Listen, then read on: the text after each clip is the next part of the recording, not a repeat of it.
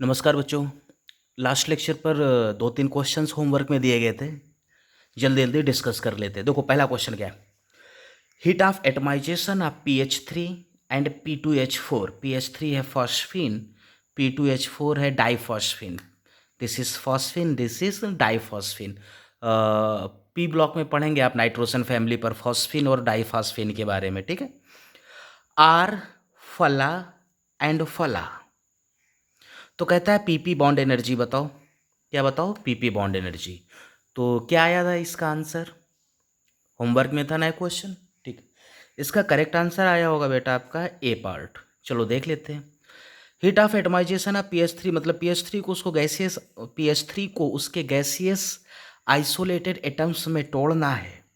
इसका मतलब है PH3 के तीनों पीएच बॉन्ड को तोड़ दिया जाए, तो तीन पीएच बॉन्ड को तोड़ने में 954 किलो जूल एनर्जी लगती है पर मोल, है ना। एक मोल PH3 को एटमाइज करने के लिए, मतलब तीन पीएच बॉन्ड को तोड़ने के लिए इतनी एनर्जी लगती।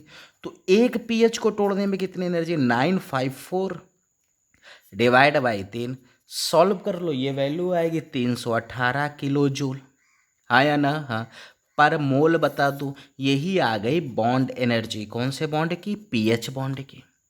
अब कहता है कि P2H4 को भी एटमाइज करना है, उसके गैसियस आइसोलेटेड एटम्स में तोड़ना है।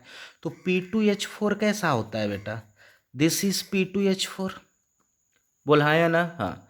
अब इसको अगर इसके एटम्स में तोड़ना है, मतलब कुछ ऐसा तोड़ेंगे, 2P और 4H। ये करने के लिए आपको 4 पीएच बॉन्ड तोड़ने पड़ेंगे और एक PP बॉन्ड तोड़ना पड़ेगा। मतलब 4 पीएच को तोड़ने के लिए और एक PP को तोड़ना, 4 पीएच और एक PP को तोड़ने के लिए इतनी एनर्जी की ज़रूरत होती है। कितनी? 1885। पीएच की एनर्जी आपने निकाल चुके हैं, 4 इंटू 318 प्लस पीपी बॉन्ड की एनर्जी इज इक्वल टू 1485। यहाँ से अगर मैं पीपी बॉन्ड की बॉन्ड एनर्जी निकालूँ तो आ जाएगा 1485 माइनस 4 मल्टीप्लाई 318। सॉल्व करके देख लो, ये आपको मिलेगा 213 किलो जूल पर मोल, और यही कहलाएगी पीपी बॉन्ड की बॉन्ड एनर्जी। क्या कहलाएगी? पीपी बॉन्ड की बॉन्ड एनर्जी। समझ में आ गया इतना? कोई कंफ्यूजन है? नहीं। ओरल क्वेश्चन था। PH3 से पीएच बॉन्ड की बॉन्ड एनर्जी निकाल लेंगे, और पीएच बॉन्ड की बॉन्ड एनर्जी अगर आ गई तो बॉन्ड एनर्जी को यहाँ पर पुट कर देंगे, पीपी बॉन्ड की बॉन्ड एनर्जी आ जाएगी। क्लियर हो गया सभी को? ओके, कोई डाउट यहाँ तक? नहीं। This is your first question, answer is first part. Question number second देखो। 2 mole of an ideal gas at 27 degree Celsius temperature expanded reversibly from 2 litre to 20 litre. अच्छी बात है। तो कहता है find the entropy change, find the entropy change. तो याद है डेल्टा एस का formula for isothermal reversible process 2.303 NR log V2 divide by V1, that means 2.303 2 mole 2 R की वैल्यू कैलोरी पर 2 into log V2 by V1, 2 litre से 20 litre मतलब 20/2। यहाँ से 2 संपला, दिस इज log 10। log 10 कितना हो जाएगा? 1। तो आपको मिला क्या? 2.303 मल्टीप्लाई 4, दैट मीन्स आगे मल्टीप्लाई करो, 4 3 सा 12, 4 3 सा 12, 4 2 सा 8 और 1 9। तो मिल गया मुझे लगता है answer. Delta S is equal to कितना आ गया? 9.2। 9.2 मतलब आंसर क्या आएगा? Last part. क्लियर हुआ इतना? कोई डाउट यहाँ तक? नहीं। लास्ट क्वेश्चन, क्वेश्चन नंबर 3 देखो। कहता है कि from the given following reaction and standard enthalpies values. अच्छा, determine the enthalpy of reaction at 298 kelvin for the reaction. मतलब क्या है कि एक रिएक्शन गिवन है, इसका डेल्टा एच पाइचे। एक रिएक्शन गिवन, इसका डेल्टा एच पाइचे, और ये 3 रिएक्शंस हैं, इनका डेल्टा एच गिवन है। तो मैं इन 3 रिएक्शन की हेल्प से इस रिएक्शन को बनाने की कोशिश करूंगा, ठीक है कि? कोई डाउट है यहाँ तक? नहीं। और डायरेक्ट किया जाएगा, आप जानते हैं यहाँ पर हैश लॉ अप्लाई होगा, इसकी हेल्प से इसको बनाना है, मतलब हैश लॉ अप्लाई। तो कौन से लॉ की बात कर रहे हैं बेटा हम लोग? हैश लॉ की बात कर रहे हैं। चालू करते हैं। C2H4 1 मोल है, रिएक्टेंट साइड है। C2H4 एक मोल है, प्रोडक्ट साइड है, मतलब ये जो तीसरी वाली रिएक्शन इसको मुझे रिवर्स करना पड़ेगा, तो इंथैल्पी का साइन चेंज हो जाएगा। तो अगर इंथैल्पी अपना साइन चेंज करेगा तो कितना हो जाएगा, minus delta H3 not. H3 not की जगह क्या हो जाएगा, माइनस डेल्टा H3 नॉट। ठीक है, C2H4 का काम हो गया। आगे बढ़ते, प्लस 6F2। अब ढूंढो F2 कहाँ मिल रहा है, तो F2 पहले में भी मिल रहा है, दूसरे में भी मिल रहा है। F2 बेवफा है, दोनों जगह मिल रहा है यार F2, यहाँ भी मिल रहा है, यहाँ भी मिल रहा है, तो F2 का चक्कर छोड़ दो, आगे बढ़ जाओ।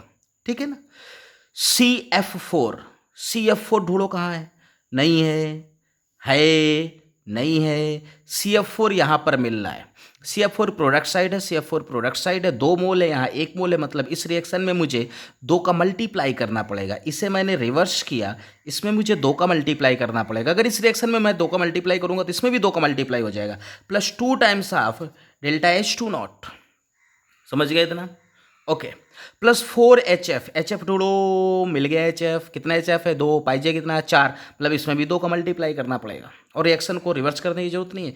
4HF, 2 का मल्टीप्लाई, तो यहाँ भी 4HF, मतलब 2 times again delta H1 not will be equal to delta H for the required reaction. आप तीनों रिएक्शन को जोड़ दो, इसको रिवर्स करो, इसको 2 को मल्टीप्लाई करो, इसको भी 2 से मल्टीप्लाई करो। वापस बोलता, reverse multiply by 2, multiply by 2 और जोड़ दो, तो ये रिएक्शन बन जाएगी। रिवर्स करेंगे साइन चेंज हो जाएगा, इसका रिवर्स करेंगे साइन चेंज हो जाएगा, -52 plus 2 into delta H2 not -680 plus 2 into delta H1 not -537। Solve करो, द आंसर इज, देख रहा मैं, -2486। आंसर क्या आ जाएगा, -2486 किलो जूल। तो करेक्ट आंसर आपका आ जाएगा बेटा थर्ड पार्ट। कोई दिक्कत है किसी को यहाँ तक, नहीं। तो तीनों क्वेश्चंस आपके डिस्कस हो गए जो होमवर्क में दिया गया था। अब आज के लेक्चर में हम जो नया टॉपिक चालू कर रहे हैं वो इस चैप्टर का लास्ट टॉपिक है, and that is gives free energy. पढ़ो क्या लिखा हुआ है, गिव्स फ्री एनर्जी। राम चाहे लीला चाहे राम। गिव्स फ्री एनर्जी का सिंबल होता है बेटा जी। क्या होता है, जी। चलो चालू करते हैं। अब ये तो जानते हो ना यार, जितने भी ये एक्सटेंसिव प्रॉपर्टी होती, चाहे इंथैल्पी हो, एंट्रोपी हो, इंटरनल एनर्जी हो, या गिब्स फ्री एनर्जी, ये सब मीनिंगलेस होते हैं। इनमें जो चेंज आता है, जैसे delta H, delta E, delta S, delta G, ये सब मीनिंगफुल होता है। क्लियर है ना, ठीक है। तो चालू करते। गिब्स फ्री एनर्जी ये एक एक्सटेंसिव प्रॉपर्टी है, यस। एक्सटेंसिव प्रॉपर्टी मतलब अमाउंट ऑफ सब्सटेंस पर क्या करेगी, डिपेंड करेगी। दूसरी बात, इट इज स्टेट फंक्शन। कैसा फंक्शन है बेटा, स्टेट फंक्शन। अगर स्टेट फंक्शन है तो change in Gibbs free energy is equal to Gibbs free energy final minus Gibbs free energy initial. Final Gibbs free energy minus initial Gibbs free energy will be equal to change in Gibbs free energy. समझ गए इतना, कोई confusion है यहाँ तक, नहीं, clear. For a given reaction, अगर कोई रिएक्शन गिवन है, क्या गिवन है, रिएक्शन, और हमें चाहिए कि Gibbs free energy change of the reaction, Gibbs free energy of reaction या Gibbs free energy change of the reaction. Reaction में इनिशियल स्टेट रिएक्टेंट्स होते हैं, फाइनल स्टेट प्रोडक्ट्स होते हैं। अगर प्रोडक्ट कई सारे हैं तो sum of Gibbs free energy of products minus sum of Gibbs free energy of reactants. ये वही लिखा है, दोनों का मतलब सेम है। Delta G is equal to final G minus initial G. Delta G of reaction is equal to sum of final G मतलब products minus sum of the initial G मतलब रिएक्टेंट्स। और अगर रिएक्शन स्टैंडर्ड कंडीशन पे तो बेटा मैं यहाँ पर बिंदियाँ लगा दूंगा। क्या लगा दूंगा, बिंदियाँ। कोई डाउट है यहाँ तक, नहीं, क्लियर। तो स्टैंडर्ड गिव्स free energy of the reaction, पढ़ो इसको, स्टैंडर्ड गिव्स free energy of the reaction is equal to sum of standard गिव्स free energy of product minus sum of standard गिव्स फ्री एनर्जी ऑफ रिएक्टेंट्स मतलब final minus initial. अब एक बहुत ही important बात जो मैंने आपको इंथैल्पी ऑफ फॉर्मेशन में पढ़ाया था, कहाँ पढ़ाया था, इंथैल्पी ऑफ फॉर्मेशन में। क्या पढ़ाया था कि स्टैंडर्ड गिव्स free energy change of formation, यहाँ एफ वर्ड लगाया, मतलब gives free energy of formation की बात हम कर रहे हैं, समझ में आया? स्टैंडर्ड गिव्स free energy of formation of elements in their natural state, of elements in their natural state, यह वर्ड याद आया, नेचुरल स्टेट। जैसे ऑक्सीजन की natural state O2 gas, nitrogen का N2 गैस। पानी नहीं लिख सकते, पानी किसी भी एलिमेंट का नेचुरल स्टेट नहीं है, पानी is a compound. Hydrogen H2, carbon graphite solid, ये सब जीरो होगा, ये सब क्या होगा? जीरो। लाइक जैसा आपने पढ़ा था कि स्टैंडर्ड इंथैल्पी ऑफ फॉर्मेशन भी इन सब का, दोनों तरफ फॉर्मेशन फॉर्मेशन चाहिए, इंथैल्पी ऑफ फॉर्मेशन हो या Gibbs free energy of formation हो, of elements in their natural state या फिर स्टैंडर्ड स्टेट, या फिर standard state is taken to be zero. कोई डाउट है यहां तक? नहीं, बात समझ में आ रहा है। ओके, इतनी बात आप समझ गए। अब अगर इतनी बात आप समझ गए तो आगे बढ़ते हैं, नेक्स्ट आते हैं। जी को मैथमेटिकली कैसे डिफाइन किया जाता है? मैथमेटिकली बहुत ही ध्यान से समझना, ये बहुत ही इंपॉर्टेंट है। गिब्स फ्री एनर्जी बहुत इंपॉर्टेंट टॉपिक है। एक्चुअली यही तो टोटल हमें बताएगा कि रिएक्शन स्पॉन्टेनियस है कि नहीं है, लेकिन अभी हम वहां तक पहुंचे नहीं। Mathematically at constant temperature and pressure, कोई भी रिएक्शन हो रही है तो during the reaction temperature and pressure is constant. तो जी का एक फार्मूला दिया गया, G is equal to H minus TS, ये डायरेक्ट फार्मूला है, ठीक है ना? इसे सब लोग याद रखेंगे। जी इज इक्वल टू, बोलो, G is equal to H minus TS। Clear हो गया? लेकिन जी तो मीनिंगलेस है, यूजफुल क्या है? डेल्टा जी। तो अगर मैं परिवर्तन की बात करूंगा तो जी की जगह क्या हो जाएगा? डेल्टा जी। एच की जगह डेल्टा एच, टी तो कांस्टेंट है तो टी, एस की जगह डेल्टा एस। ये इक्वेशन याद करो फिर से, it must be learn and this is called Gibbs. Gibbs एक साइंटिस्ट का नाम था, दूसरे साइंटिस्ट का नाम था हेल्म, स्पेलिंग गलत, Gibbs Helmholtz reaction. Helmholtz, helmet में होल था, गिब्स हेल्म होल्ट्स रिएक्शन कहाँ से आ गया यार?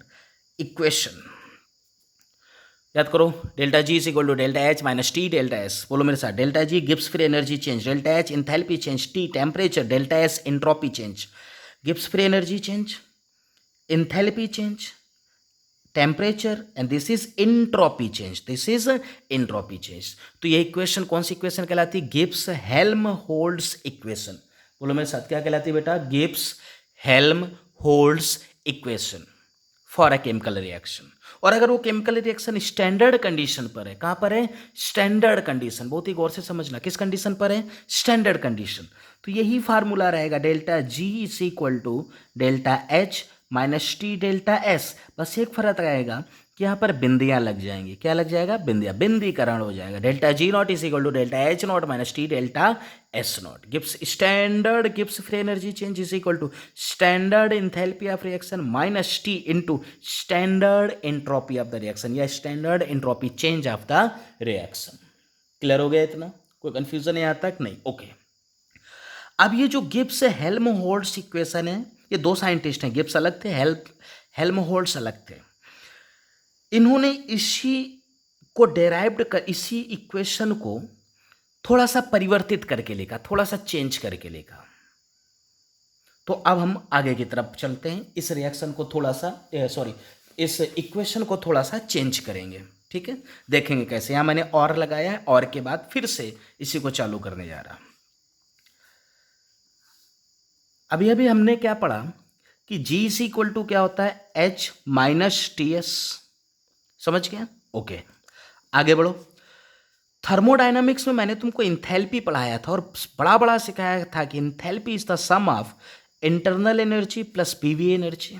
Enthalpy is the sum of internal energy plus PV energy. तो G इज इक्वल टू आ जाएगा, H की जगह प्लेस कर दो E plus PV minus T S. एक रिश्ते की तरफ हम एक रिलेशन को डेराइव करने जा रहे हैं, क्योंकि क्वेश्चन में कई बार पूछ लेता है कि विच अमंग द फॉलोइंग रिश्ता is correct, which among the following relation is correct, which among the following संबंध इज करेक्ट। क्लियर? तो बस उसी को डेराइव करने जा रहे हैं और कुछ नहीं कर रहे हैं, ठीक है। अगर मैं इसको इस पूरी रिएक्शन को इस पूरी इक्वेशन को डिफ्रेंशिएट कर दूं ऑन अ डिफ्रेंशिएटिंग, तो g की जगह हो जाएगा dg is equal to e की जगह de प्लस ये है p और v, इसे मान लो फर्स्ट फंक्शन, इसे मान लो सेकंड फंक्शन। तो क्या करेंगे, first function into second function का differentiation plus second function into first function का डिफ्रेंशिएशन माइनस इसे भी फर्स्ट फंक्शन इसे सेकेंड फंक्शन, तो यह जाएगा T D S minus S D T. किसी को डाउट है यहाँ तक? नहीं। कोई कंफ्यूजन? नहीं। वापस आ जाओ। जी इज इक्वल टू क्या होता था, H minus T S. H is equal to हम पढ़ कर आए हैं इंथैल्पी के टॉपिक में। इंथैल्पी मैंने आपको पढ़ाया था थर्मोडाइनामिक्स में। H is equal to E plus P V minus T S. Differentiate कर दिया, एस डिफ्रेंशिएट कर दिया, ठीक है। अब आगे बढ़ते हैं। D C is equal to, जरा इसे देखो, ये क्या लिखा है, ये लिखा है D E plus P delta we. ये जो D E plus P delta we है ना, ये एक्चुअल में डी क्यू है। और ये आया कहाँ से, तो ये आया है फर्स्ट लॉ ऑफ थर्मोडाइनामिक्स से। फर्स्ट लॉ ऑफ थर्मोडाइनामिक्स से D plus P D V, ये क्या है बेटा, ये है हमारा डी क्यू। कहाँ से आया, first law of thermodynamics. Yes, कैसे आया फर्स्ट लॉ ऑफ थर्मोडाइनामिक्स से, जरा इधर देखो। फर्स्ट लॉ ऑफ थर्मोडाइनामिक्स क्या बताया था, delta E is equal to Q plus W. बोल सही है गलत? सही। कोई कंफ्यूजन नहीं आता कि नहीं? Delta E is equal to, मैंने बोला था क्यू को आप डेल्टा क्यू या डी क्यू कुछ भी लिख सकते हैं। क्यू डेल्टा क्यू है, क्यू होता है प्लस जितनी हीट दी वही तो हीट में चेंज है, वही तो डेल्टा क्यू है, plus W is equal to minus P delta V. तो यहाँ पर मैं लिखूंगा माइनस पी डेल्टा वी। यहाँ से अगर मैं डेल्टा क्यू निकालूं तो डेल्टा, देखो फिर से, delta E is equal to Q plus W. Delta E is equal to Q की जगह delta Q, W is equal to minus P delta V, all of we know. यहाँ से delta Q निकालो, delta Q is equal to delta E plus P delta V for small change, D Q is equal to D E plus P D V, D E plus P D V, D E plus P D V is equal to D Q plus V D P minus T D S minus S D T. ये याद नहीं होगा, आपको derive करना पड़ेगा। समझ गए इतना? कोई कंफ्यूजन नहीं आता कि नहीं? आगे बढ़ते हैं। D C is equal to, अब देखो मैं डी क्यू को क्या लिखूंगा, अगली बात। अब सब जानते हैं, जब मैंने आपको इंट्रोपी पढ़ाया था, एक तो यार कान में सुनाई नहीं दे रहा, हाँ फिर से देखो, क्या पढ़ाया था, एंट्रोपी पढ़ाया था, तो वहाँ पर बड़ा बड़ा फार्मूला लिखा था, delta S is equal to Q by T. जहाँ क्यू है वहाँ डेल्टा क्यू तो आप यूज ही कर सकते हैं। अरे हाँ या ना? हाँ, कोई दिक्कत नहीं आते यहाँ तक? नहीं। इसी को मैं ऐसा लिखूंगा, D S is equal to D Q by T for small change. यहाँ से डी क्यू निकालो तो D Q is equal to आ जाएगा T D S. D Q will be equal to, ये जो डी क्यू आया ना, इसकी जगह मैं लिख सकता हूँ टी डी एस। देखो, D Q is equal to T D S plus V D P minus T D S minus S D T. अभी तक आपको पता नहीं चलेगा कि हम करने की क्या कोशिश कर रहे हैं। T D S cancel out हो गया, यहाँ से D C is equal to आएगा V D P minus S D T. ये जो फार्मूला है, ये कोई फार्मूला वैसा नहीं है कि आपको इस पर बेस्ड न्यूमेरिकल आएंगे, नहीं, लेकिन ये याद होना चाहिए, क्योंकि क्वेश्चन पूछ लेता है कि which among the following relation is true, तो ये ट्रू रिलेशन के अंदर पूछा जा सकता है। Which among the following relation is true, तो दिस इज ट्रू। क्लियर हो गया सभी को? कोई डाउट है यहाँ तक? नहीं। ओके। अब अगर हम कहें कि प्रोसेस कांस्टेंट प्रेशर पर है, if process is eight constant pressure, अगर प्रोसेस कांस्टेंट प्रेशर पर है तो डीपी इज इक्वल टू क्या हो जाएगा, 0। तो यहां से डीसी इज इक्वल टू आएगा minus S D T. DC is equal to क्या आएगा, minus S D P. Pressure constant लिया हमने। क्लियर हुआ? कोई कंफ्यूजन है यहाँ तक? नहीं। गौर से देखते जाओ, बहुत ही ध्यान से। अब डीसी मिल गया मुझे, तो मैं क्या करूंगा, इनिशियली डीसी निकाल लूंगा और फाइनली डीसी निकालूंगा। तो at initial state DC1, initial state में डीसी कितना, DC1 is equal to minus S1 dt। फिर कहूंगा एट फाइनल स्टेट DC2, छोटा सा है बस, होने वाला है, minus S2 dt। DC is equal to minus S D T, तो DC1 is equal to minus S1 dt, DC2 is equal to minus S2 dt। बोलो सही की गलत? सही। कोई कंफ्यूजन नहीं आता है कि नहीं? तो चेंज क्या आता है? Final minus initial. चेंज क्या आता है? Final minus initial. इसको मान लो इक्वेशन नंबर फर्स्ट, इसको मानो इक्वेशन नंबर सेकंड। मैं पेज टर्न करने जा रहा हूं, DC2 माइनस DG1 करूंगा, DC2 माइनस DG1। तो अगर हम equation number second minus first करें तो हमको क्या मिलेगा? DC2 minus DG1 is equal to second minus first, मतलब minus S2 plus S1, minus S2 plus S1 dt common चला गया। इसे फिर से लिखो, DC2 माइनस DG1, बस पहुंच गए जहां तक पहुंचना है। ऐसे माइनस कॉमन लो, माइनस कॉमन लेंगे तो हो जाएगा S2 minus S1 dt। G2 minus G1, ये तो डेल्टा G हो गया, तो D डेल्टा G। देखो, DG2 minus DG1 is equal to D delta G is equal to minus S2 minus S1। S2 minus S1 कितना हो जाएगा? Delta S। अरे हाँ या ना? हाँ, माइनस क्या? Delta S dt। बिल्कुल सही है। अगर यहां से मैं आपसे कहूं कि minus delta S is equal to कितना होगा, तो आप कहेंगे sir minus delta S is equal to हो जाएगा, minus delta S is equal to हो जाएगा D delta G divide by dt। इसको इधर भेज दो, at constant pressure. Pressure constant लिया था ना हम लोगों ने, एट कांस्टेंट प्रेशर। अब कहेंगे कि ये जो रिलेशन आया, यस, ये भी हमें लर्न होना चाहिए। जो जो रिलेशन हमें लर्न होने चाहिए मैं वो इंडिकेट करता जा रहा हूं, ये भी रिलेशन हमें लर्न होना चाहिए। समझा कि नहीं समझा? समझा, ओके। अब जरा गिब्स हेल्महोल्ट्ज इक्वेशन बताओ, जो अभी थोड़ी देर पहले आपने याद की थी। Delta G is equal to delta H minus T delta S। Delta G is equal to delta H plus T।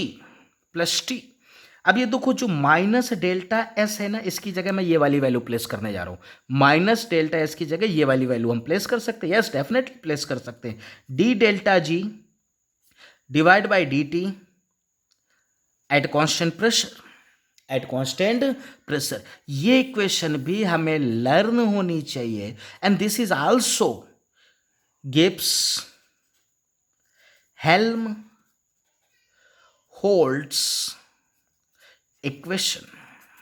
ए बी गिब्स हेल्महोल्ट्ज इक्वेशन है, जिसमें माइनस डेल्टा एस को हमने सब्स्टिट्यूट कर दिया। ए बी गिब्स हेल्महोल्ट्ज इक्वेशन है, उसी में अलग अलग कई सारी इक्वेशन से डेराइव्ड हुई हैं। क्लियर? तो याद करो, delta G is equal to delta H minus T delta H. Delta याद करो, delta G is equal to delta H minus T delta S, और minus delta S is equal to है D delta G. अब कुछ लोग इसी को डेवर बना देते हैं, स्मॉल चेंज तो यहाँ डेवर हो जाएगा यार।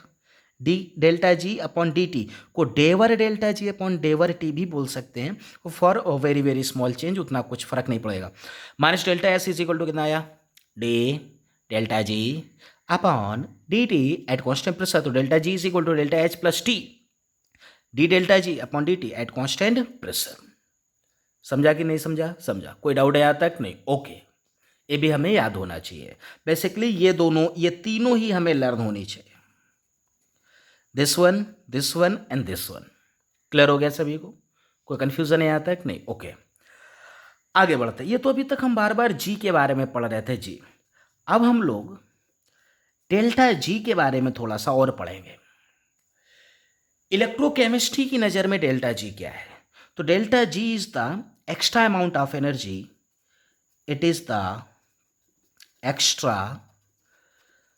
Amount of energy by which a system can do maximum useful work।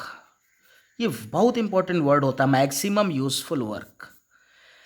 याद करो, डेल्टा जी की definition, it is the extra amount of energy, it is the extra amount of energy by which a system can do maximum useful work. जैसे आप market गए तो आपके पास extra पैसे पड़े हुए हैं, तो आप जोश में रहेंगे, एक्स्ट्रा पैसे पड़े हुए हैं, जरूरत लगेगी तो हम कुछ खरीद सकते हैं, नहीं है तो कोई बात नहीं, पड़े हैं हमारे पास हैं पैसे।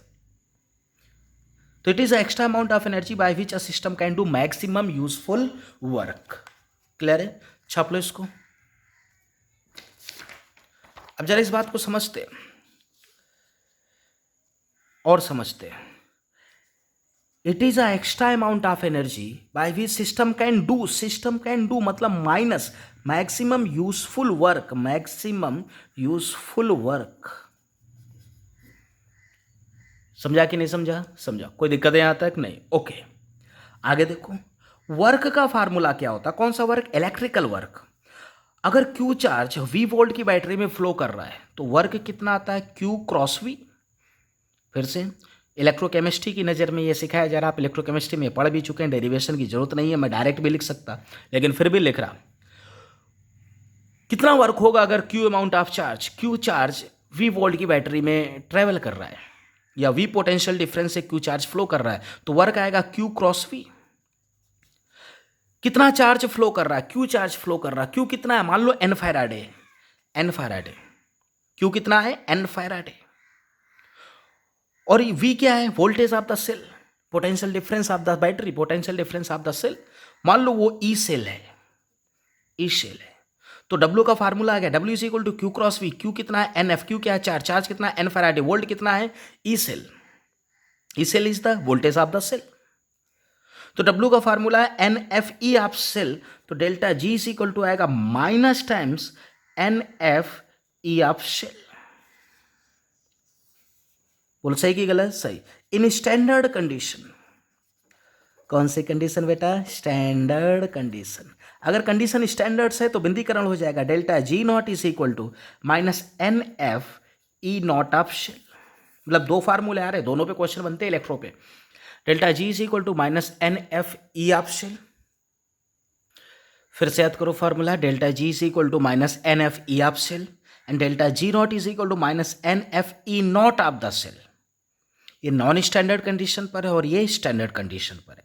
तो what is delta G naught? Standard गिव्स free energy change, N is the number of electrons, और वो इलेक्ट्रॉन्स मोल्स के टर्म पर होते हैं बेटा। किसके टर्म पर होते हैं? मोल्स के टर्म पर। तो मैं वही लिख देता हूं, नंबर ऑफ इलेक्ट्रॉन्स या number of moles of electrons flows in the cell. F is the Faraday constant. Faraday constant value कितनी होती है? 96500 कूलम। अब अगर 1 मोल इलेक्ट्रॉन फ्लो कर रहा है तो चार्ज 1 फैराडे होगा, 2 मोल इलेक्ट्रॉन्स फ्लो कर रहे हैं तो 2 फैराडे होंगे, अगर 3 मोल इलेक्ट्रॉन्स फ्लो कर रहे हैं तो चार्ज 3 फैराडे होगा। 3 फैराडे मतलब 3 into 96500 coulomb. E not of the cell क्या है? ये है स्टैंडर्ड सेल पोटेंशियल, या इसी को आप वोल्टेज ऑफ सेल या स्टैंडर्ड वोल्टेज, वोल्टेज और ईएमएफ ऑफ सेल बोलते हैं। वोल्टेज और ईएमएफ ऑफ सेल बोलते हैं।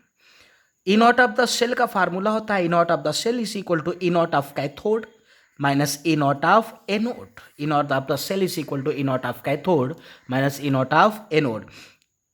ये ई नॉट ऑफ कैथोड और ई नॉट ऑफ एनोड, ये सब क्या है? ये कैथोड और एनोड का एसआरपी है। कैथोड और एनोड का क्या है? SRP. SRP of cathode minus SRP of anode will be equal to the standard cell potential, ये standard voltage of the cell. Clear हो गया इतना? कोई कंफ्यूजन है? नहीं। अब इसमें चलते हैं, ये ई सेल क्या है? तो ई सेल है सेल पोटेंशियल। ई सेल क्या है? सेल पोटेंशियल है, सेल पोटेंशियल है। इसको कहाँ से निकालते हैं? तो इसको निकालते हैं हम नर्स्ट इक्वेशन से। कौन सी इक्वेशन बेटा? Nernst equation. याद दिला रहा मैं बस, और कुछ नहीं। आप इलेक्ट्रोकेमिस्ट्री पढ़ चुके हैं, देशपांडे सर आपको पढ़ा चुके। E cell is equal to E not of the cell minus 0.0591 divide by n log Q बोलते थे, और क्यू रिएक्शन कोएफिशिएंट होता है। Q is equal to concentration of product divide by concentration of reactant, जो aqueous या gaseous state पर हो, aqueous या गैसियस स्टेट पर हो। क्लियर? तो यहां से ई नॉट ऑफ द सेल निकालेंगे। सिर्फ ये निकालने का मैं तरीका बता रहा हूँ, क्वेश्चन थर्मो में नहीं बनेगा, इलेक्ट्रो में बनेगा। इस पर E not of the cell कैसे निकालते हैं? E not of cathode minus E not of anode. E not of the cell आ गया तो डेल्टा G नॉट आ जाएगा। ई नॉट ऑफ सेल अगर आ गया, ई नॉट ऑफ द सेल अगर आ गया तो ई सेल आ जाएगा, और अगर ई सेल आ गया तो डेल्टा G मिल जाएगा। क्या मिल जाएगा आपको? डेल्टा G मिल जाएगा। कोई कंफ्यूजन नहीं आता किसी को? नहीं। तो याद करो एक बार फार्मूला फिर से, delta G is equal to minus N F E of cell, delta G not is equal to minus N F E not of the cell. कोई कंफ्यूजन है यहाँ तक? नहीं, कोई कंफ्यूजन नहीं है। क्लियर? आगे नेक्स्ट देखो, फिर नेक्स्ट पॉइंट आता है बेटा spontaneity in term of Gibbs free energy change. आखिर ये जो स्पॉन्टेनिटी है, प्रोसेस स्पॉन्टेनियस है कि नहीं है, इसको गिब्स फ्री एनर्जी के टर्म पर हम कैसे डिफाइन कर सकते हैं, हम ये पढ़ने जा रहे हैं। ठीक है, तो मान लो कि ये कोई सिस्टम है, it is surrounding, system and surrounding are placed at constant temperature and pressure. At constant temperature and pressure, system ने Q amount of heat release की, तो सराउंडिंग ने Q अमाउंट ऑफ हीट को एब्सॉर्ब किया। System जितनी heat को release करेगा, surrounding उतनी हीट को एब्सॉर्ब करेगा। अगर सिस्टम और सराउंडिंग दोनों की हीट में परिवर्तन हो रहा है तो दोनों की इंट्रोपी में परिवर्तन आएगा, और दोनों की इंट्रोपी में जितना परिवर्तन आएगा उतना ही परिवर्तन यूनिवर्स के इंट्रोपी में आएगा। तो अगर मैं आपसे कहूँ कि डेल्टा एस यूनिवर्स मतलब delta S total entropy change कितना होगा, तो सिस्टम की इंट्रोपी चेंज प्लस सराउंडिंग की इंट्रोपी चेंज, ये तो हम जानते हैं इंट्रोपी टॉपिक से। तो delta S total is equal to delta S system plus delta S surrounding. कोई डाउट है किसी को यहाँ तक? नहीं। Delta S total is equal to delta S system plus delta S surrounding. Delta S surrounding is equal to, अब रुक जाओ, एंट्रोपी का डेल्टा एस का फार्मूला क्या पढ़ाया था? जब Q amount of heat flows reversibly and isothermally, तो डेल्टा एस का फार्मूला था क्यू बाई टी। अब सुनना ध्यान से, surrounding Q amount of heat को एब्सॉर्ब कर रहा तो plus Q, eight constant pressure पर सराउंडिंग इतनी हीट को क्या कर रहा है? एब्सॉर्ब कर रहा है। वही लिखा है, देखो delta S is equal to Q by T, Q plus Q, क्योंकि एब्सॉर्ब कर रहा है at constant pressure by surrounding. Clear? बहुत इंपॉर्टेंट है ये। सराउंडिंग जितनी हीट को एब्सॉर्ब करेगा, सिस्टम उतनी ही हीट को रिलीज करेगा। बोल सहमत कि नको सहमत? सहमत। सराउंडिंग ने जितनी हीट को सराउंडिंग ने एब्सॉर्ब किया उतनी हीट को सिस्टम क्या करेगा? रिलीज क्या? माइनस लगाया। और heat at constant pressure, heat minus लगाया, minus heat at constant pressure, इसे ही हम डेल्टा एच बोलते हैं। क्या बोलते हैं? Delta H. अरे वाह, मजा आ गया। Surrounding entropy change will be equal to surrounding द्वारा एब्सॉर्ब की गई heat divide by T. Surrounding उतनी हीट एब्सॉर्ब करेगा जितना सिस्टम हीट रिलीज करेगा, और सिस्टम में हीट रिलीज कर रहा है एट कांस्टेंट प्रेशर, सब कुछ कांस्टेंट प्रेशर पर हो रहा है, तो हीट एट कांस्टेंट प्रेशर, इसे डेल्टा एच बोलते हैं। अब मैं क्या करूंगा? पूछो क्या? QP surrounding is equal to this one and this is equal to this one, मतलब this is equal to this one, तो ये वैल्यू उठा के मैं यहाँ पर प्लेस कर दूंगा। Delta S surrounding is equal to QP surrounding by T, और QP surrounding is equal to minus delta S system. अभी हम कंक्लूजन तक नहीं पहुंचे, मैं लिख रहा हूं आपको डेल्टा एस सराउंडिंग। ठीक, चलो यहीं पर लिख देता हूं, जगह तो है। Delta S surrounding will be equal to, इसके प्लेस पे इसे लिखा गया minus delta H system divide by temperature. And surrounding entropy change का ये जो फार्मूला आया, इसको यहां पर पटक दो, यहां पर। ये किसी को याद नहीं होता है, डेराइव करना पड़ता है, ठीक है ना? जरूरत नहीं है आपको भी याद करने की। तो total entropy change is equal to आएगा, total entropy change will be equal to entropy change of system plus entropy change of surrounding. और एंट्रोपी चेंज ऑफ सराउंडिंग ये आया है, तो मैं इसको लिखने जा रहा हूं minus delta H system divide by T. समझ गए? एक काम करो, टी एलसीएम लो और उधर फेंक दो, तो ये हो जाएगा T delta S total will be equal to T delta S system minus delta H system. अभी भी इसे याद नहीं करना है, इसे क्वेश्चन नंबर फर्स्ट मान लो। जो हमारी गिब्स हेल्म होल्ट्स इक्वेशन है, उसको सिस्टम के लिए लिखो। किसके लिए लिखो? सिस्टम के लिए।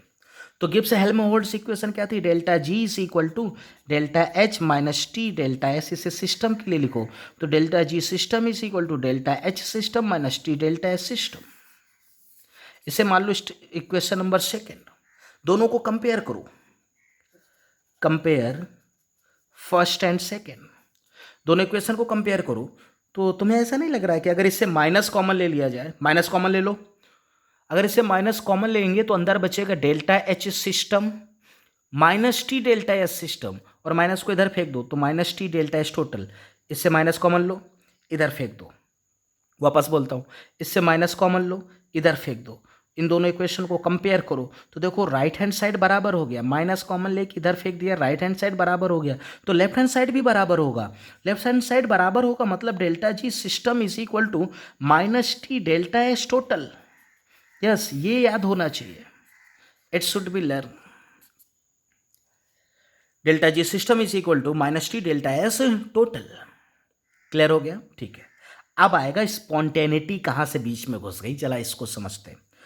फॉर स्पॉन्टेनियस प्रोसेस, हम सब जानते हैं कि फॉर कौन सा प्रोसेस मुलगी spontaneous process, delta S total greater than zero पाइजे कि ना को पाइजे। स्पॉन्टेनियस प्रोसेस के लिए delta S greater than zero चाहिए। डेल्टा एस अगर ग्रेटर देन जीरो हो गया तो डेल्टा जी जो है वो लेस देन जीरो हो जाएगा। अगर बेटा ये पॉजिटिव है तो ओवरऑल ये नेगेटिव हो जाएगा, delta G less than zero. बस याद करो, आ गया कंक्लूजन। हम सब जानते हैं कि delta G system is equal to minus T delta S total. Entropy में मैं पढ़ा चुका हूं कि स्पॉन्टेनियस प्रोसेस के लिए डेल्टा एस टोटल पॉजिटिव होना चाहिए। डेल्टा एस टोटल पॉजिटिव तो डेल्टा जी नेगेटिव। किसके लिए? For spontaneous process. कौन सा प्रोसेस बेटा? Spontaneous process. अगर प्रोसेस इक्विलिब्रियम में है तो डेल्टा एस जीरो होता है, डेल्टा एस जीरो तो डेल्टा जी भी zero. For equilibrium, system equilibrium में है, प्रोसेस इक्विलिब्रियम में। और अगर नॉन स्पॉन्टेनियस प्रोसेस के लिए delta S less than zero, delta S less than zero मतलब नेगेटिव पॉजिटिव, मतलब डेल्टा जी पॉजिटिव आएगा तो प्रोसेस नॉन स्पॉन्टेनियस होगा। लेकिन रिवर्स प्रोसेस कैसा हो जाएगा? स्पॉन्टेनियस हो जाएगा। ये बहुत ही इंपॉर्टेंट है, it is a very very important, जो सभी को लर्न होना चाहिए। किसी भी स्पॉन्टेनियस प्रोसेस के लिए delta G must be less than zero, delta ji must be less than zero. बोलो मेरे साथ, स्पॉन्टेनियस प्रोसेस के लिए delta G must be less than zero, equilibrium के लिए delta G zero and non spontaneous के लिए delta G greater than zero. बात समझ गए इतना? कोई डाउट है किसी को यहां तक? नहीं, ओके। अब इसी बात को अगर मैं मैथमेटिकली लिखूं, कैसे लिखूं? मैथमेटिकली, सेम चीज को मैथमेटिकली एक्सप्लेन किया जाए तो जरा देखो।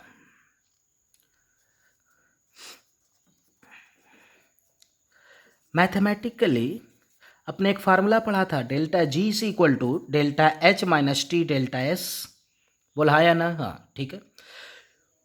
स्पॉन्टेनियस प्रोसेस के लिए, कौन से प्रोसेस के लिए? Spontaneous, delta G less than zero. अभी सिखाया मैंने, delta G less than zero तो delta H minus T delta S भी लेस देन जीरो, मतलब delta H less than T delta S. इसका मतलब उसका उल्टा लिखता मैं, T delta S greater than delta H. अगर ऐसा हुआ तो प्रोसेस स्पॉन्टेनियस होगा। फॉर स्पॉन्टेनियस प्रोसेस, इक्विलिब्रियम के लिए डेल्टा जी जीरो होता है, डेल्टा जी जीरो हो गया मतलब T delta S is equal to delta H. ये किसके लिए आया? For equilibrium.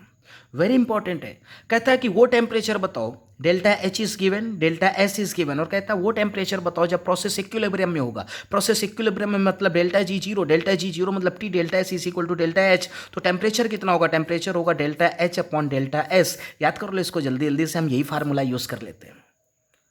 वो टेम्परेचर बताओ, क्वेश्चन सुनो, वो टेम्परेचर बताओ जब प्रोसेस इक्विलिब्रियम में होगा। तो प्रोसेस अगर इक्विलिब्रियम में होगा तो डेल्टा जी कितना हो जाएगा? जीरो। डेल्टा जी जीरो मतलब T delta S is equal to delta H. तो T is equal to delta H upon delta S. Unit ध्यान रखना, दोनों जूल जूल होना चाहिए या कैलोरी कैलोरी। तीसरा, अगर प्रोसेस नॉन स्पॉन्टेनियस में, नॉन स्पॉन्टे मतलब ये ग्रेटर देन जीरो, मतलब ये पूरा ग्रेटर देन जीरो, तो ये उधर चला गया, मतलब T delta S less than delta H. अगर ऐसा हुआ तो वो नॉन स्पॉन्टेनियस प्रोसेस होगा। कैसा प्रोसेस होगा? Non spontaneous process. बोल सही कि गलत? सही। कोई कंफ्यूजन है यहाँ तक? नहीं, क्लियर? तो वेरी इंपॉर्टेंट है, कई बार क्वेश्चन पूछा गया है और हर बार पूछा जाता है, मैं एग्जाम में भी पूछूंगा, आगे भी पूछा जाएगा कि वो टेम्परेचर बताओ जिस टेम्परेचर पे प्रोसेस इक्विलिब्रियम में होगा। तो डेल्टा जी को जीरो कर दो, T delta S is equal to delta H, T is equal to delta H upon delta S.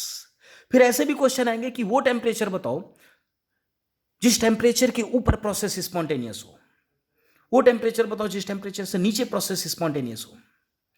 वो टेम्परेचर बताओ जिस टेम्परेचर पर स्पॉन्टेनियस हो।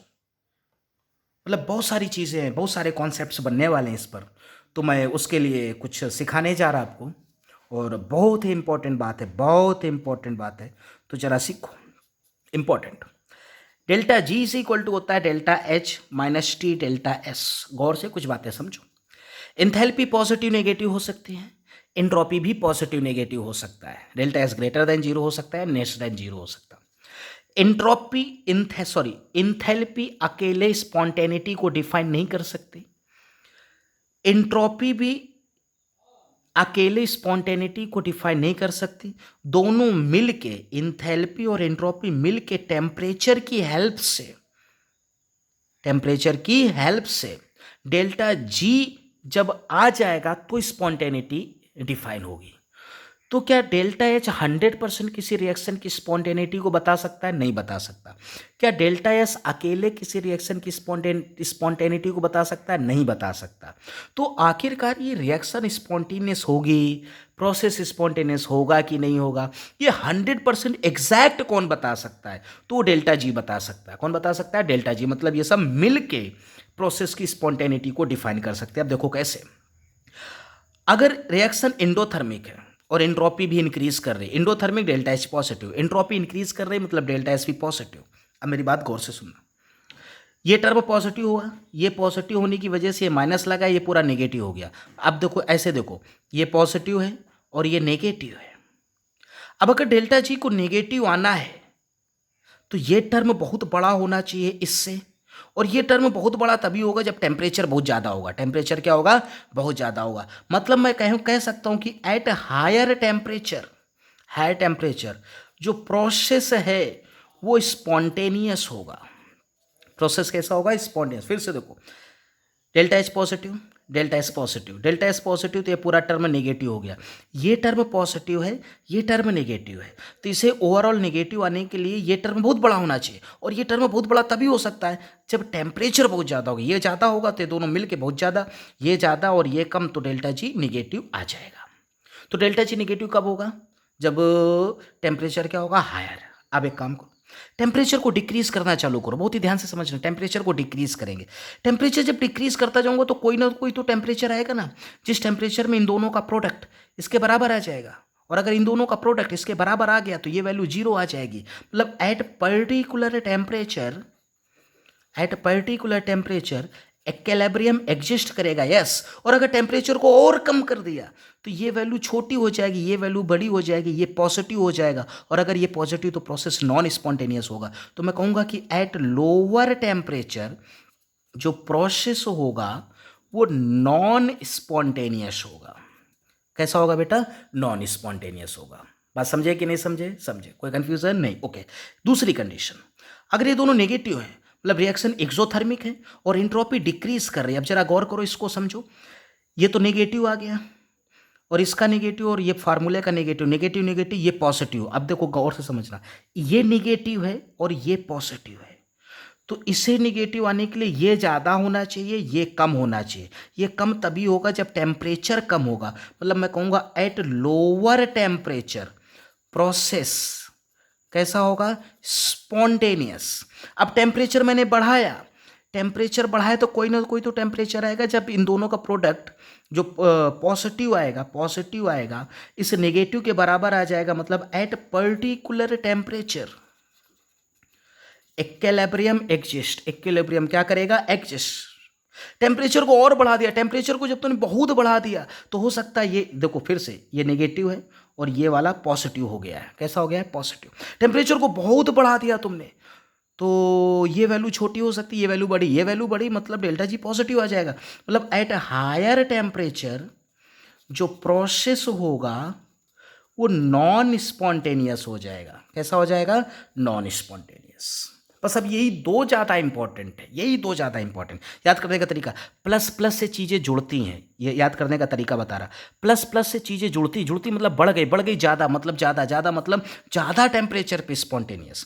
इक्विलिब्रियम के टेम्परेचर से ज़्यादा टेम्परेचर पर प्रोसेस स्पॉन्टेनियस होगा। अगर इक्विलिब्रियम का टेम्परेचर 1000 केल्विन आया है तो 1000 केल्विन के ऊपर जो टेम्परेचर होगा, जब ये दोनों पॉजिटिव होंगे तो प्रोसेस स्पॉन्टेनियस होगा, और उसके नीचे प्रोसेस नॉन स्पॉन्टेनियस होगा। अगर ये दोनों नेगेटिव हैं और इक्विलिब्रियम का टेम्परेचर डेल्टा जी जीरो कर दिया तो टेम्परेचर जो आया वो 1000 केल्विन आया, तो 1000 केल्विन से नीचे वाले टेम्परेचर, माइनस माइनस मतलब कम हो गया मतलब नीचे वाली है, ट्रिक है, माइनस माइनस मतलब कम हो गया मतलब इक्विलिब्रियम से कम टेम्परेचर मतलब लोअर टेम्परेचर पे process spontaneous, otherwise non spontaneous. ठीक है, टाइम खत्म हो रहा है, थोड़ा जल्दी जल्दी देखो। अगर ये पॉजिटिव है और ये नेगेटिव, तो नेगेटिव नेगेटिव ये भी क्या आ गया, पॉजिटिव, ये भी पॉजिटिव, ये भी पॉजिटिव। अब तुम टेम्परेचर कुछ भी रखो, ये भी पॉजिटिव वैल्यू, ये भी पॉजिटिव वैल्यू, टेम्परेचर चाहे कम रखो चाहे ज़्यादा रखो, डेल्टा जी हमेशा पॉजिटिव आने वाला। तो मैं इधर लिखता हूँ,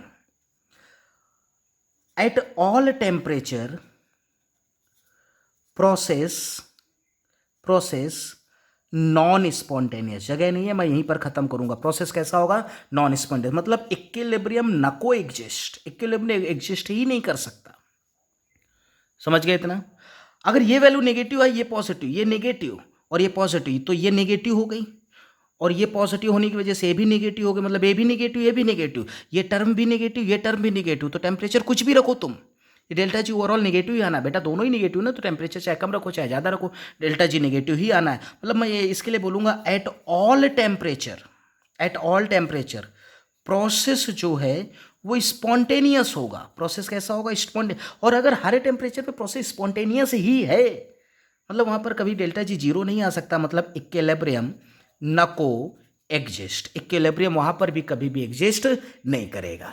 इसे मैं और समझाना चाहता अभी, लेकिन इतना समय नहीं है आज के लिए, इतना ही। क्लास